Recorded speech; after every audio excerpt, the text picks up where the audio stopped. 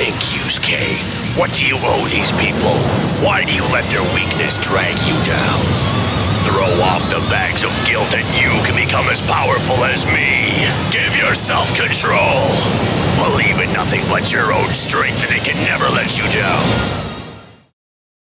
There's a few characteristics that make an amazing antagonist no matter the medium. Whether it's film, anime, or even video games, an antagonist with these qualities will always stand out. The qualities being a believable motivation, the ability to alter the protagonist in a meaningful way, and being relatable to the audience. Younger Toguro embodies all these traits. His motivations become more understandable as time goes on and we learn more about him. He is very methodical and calculated with every action that he takes because he has a specific goal in mind. Part of his plan includes being an obstacle for Yusuke to use to grow not only in strength but also mentally. The more you peel back the layers of Toguro, you see he was just a regular person like all of us. It's because of the human emotions that he never fully lost sight of that Toguro became such an interesting and complicated character. To better understand Toguro's motivations and how he came to be where he is, we have to look at his backstory for the full picture. Without further ado, I can't help but think our human lives are nothing but a cruel joke.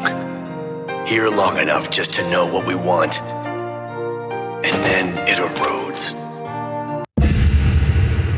50 years before the start of the series, Younger Toguro with his older brother and Genkai ran a dojo with many members. At this time, Toguro was a lot more simple as his only goal was being the strongest and most well-known fighter, something which Genkai always questioned to what end. One day, a demon named Kairan, who was favored to win the Dark Tournament that year, brutally murdered all of the dojo's members. This was a ploy to force Toguro into the tournament as a special guest. Toguro disappeared for 3 months after this, but returned with the team the day before the tournament, including his older brother and Genkai. Both Toguro and Kairan made it to the final round, with Toguro getting his revenge and killing Kairan to win the tournament. The trauma of his dojo's attack weighed heavily on Toguro though, and to everyone's surprise with his wish for winning the tournament, he chose to become a demon. Out of anger, Genkai wished to never be involved with the tournament again. Toguro lived from that day forward, leading a band of demons known as the Apparition Gang and completing mercenary work. There's no one here to impress, Yusuke, and I can see your entire body shaking. The ability to fear your enemies is one of your strengths. It forces you to reach your potential. But you haven't been scared enough. You need some motivation, and that's why I've come here. To show you my true power!